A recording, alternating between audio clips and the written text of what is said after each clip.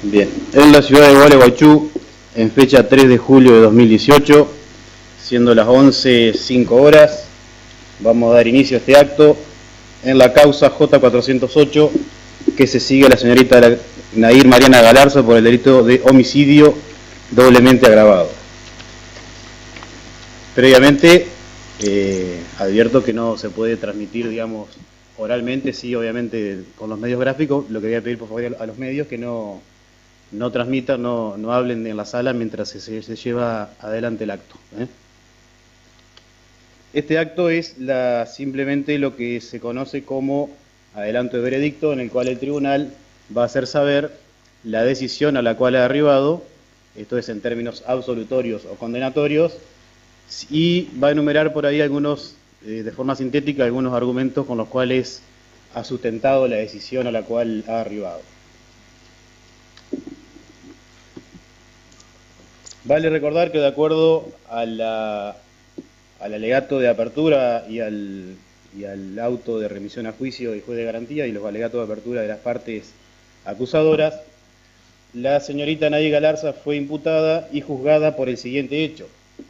que el día 29 de diciembre del año 2017, en un horario indeterminado pero antes de las 5:18,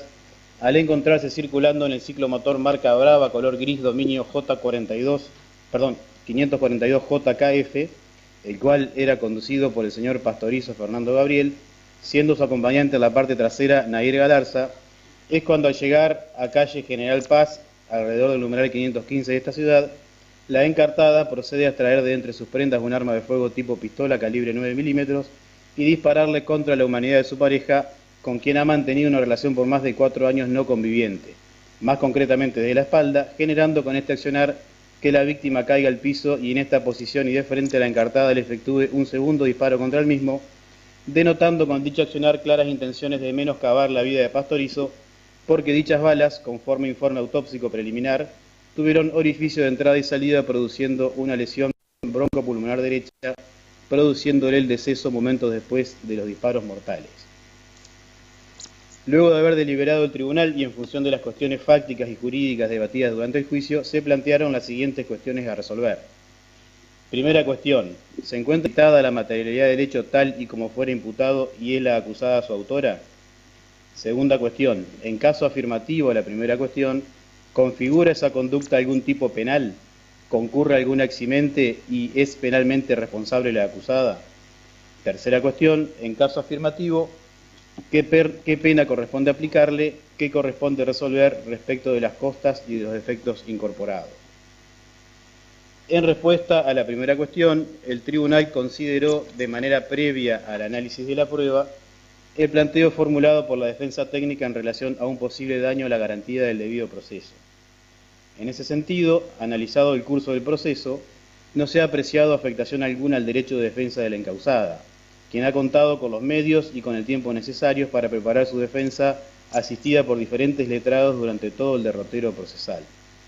En este orden, se ha comprobado que pudo controlar las evidencias recolectadas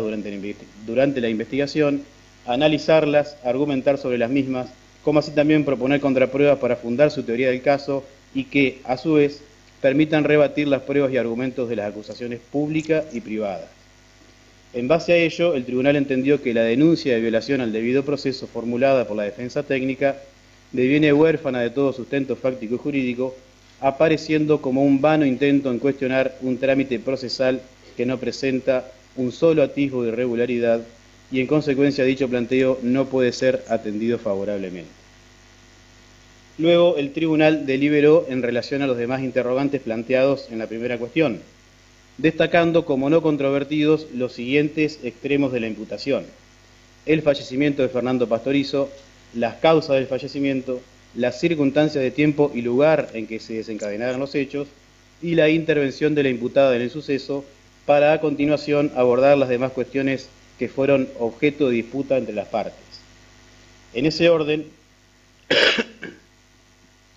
valoradas las pruebas incorporadas de conformidad con los principios de la sana crítica racional, al igual que el descargo efectuado por la acusada, el tribunal ha considerado que se encuentran acreditadas con el grado de certeza exigida las demás circunstancias contenidas en la imputación. De la valoración del plexo probatorio y teniendo especialmente en cuenta los informes periciales y testimoniales rendidos por los expertos balísticos, conclusiones del informe médico forense, actuaciones policiales y testimonios de los diferentes funcionarios que se hicieron presentes en el lugar del hecho, el tribunal ha considerado comprobado que Fernando Pastorizo recibió, proveniente de la pistola 9 milímetros incorporada a la causa, un primer disparo por la espalda a quemarropa,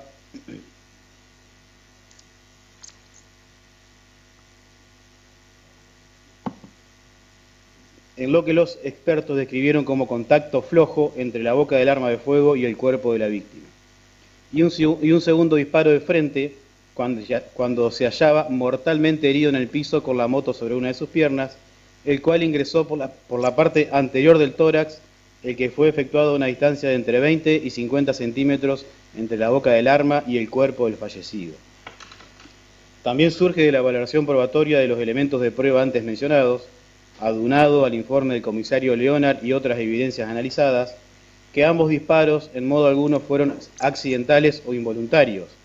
sino que se trataron de tiros intencionados y dirigidos a menoscabar la vida de Fernando Pastorizo, como se especificara en la imputación dirigida a la acusada. De ello surge como lógica consecuencia que ha quedado destruida la hipótesis de la defensa material y técnica, que sostuvo que los disparos se produjeron de manera involuntaria.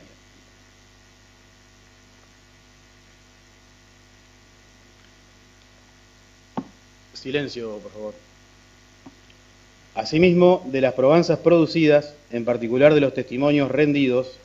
de la prueba documental incorporada, de los informes efectuados en relación a los teléfonos celulares de la víctima y de la acusada, y de otros informes técnicos, el tribunal ha considerado comprobado con certidumbre que entre ambos existía una relación de pareja.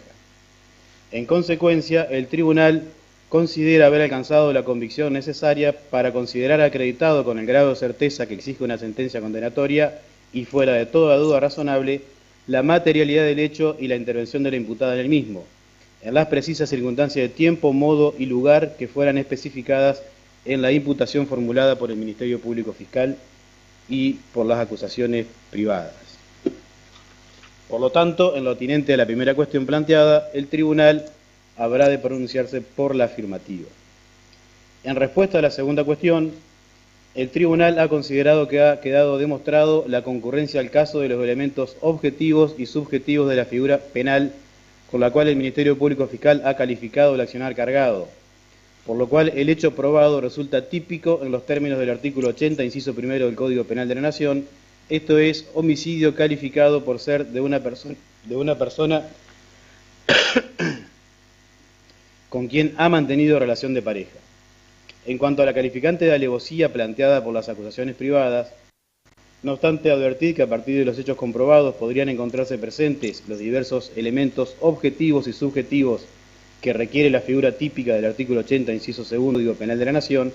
considera el tribunal que asiste razón a la defensa técnica en cuanto a que las concretas circunstancias de modo contenidas en la imputación dirigida a la acusada no permiten dicha adecuación típica, so pena de afectar el principio de correlación o congruencia y con ello el derecho de defensa de la encausada. Asimismo, entiende el tribunal que tampoco debe aplicarse al caso la calificante genérica de empleo de un arma de fuego contenida en el artículo 41 bis del Código Penal de la Nación,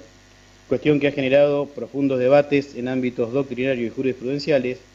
puesto que desde una interpretación sistemática y teleológica de la norma, y teniendo en consideración la interpretación que al respecto ha hecho la Sala Penal del Superior Tribunal de Justicia de Entre Ríos en la causa Clary, sentencia de fecha 15 de junio del 2004, tanto en el voto de la mayoría como en el de la minoría, en el caso no se verifica que la violencia o intimidación emergente del uso de un arma de fuego importen una adición a la propia figura del artículo 80, inciso primero, circunstancia que torna inaplicable la agravante. En cuanto a los demás interrogantes planteados en la segunda cuestión, el tribunal ha considerado presentes la antijuridicidad de la conducta y la capacidad de culpabilidad de la acusada. De igual modo, se ha descartado la aplicación al caso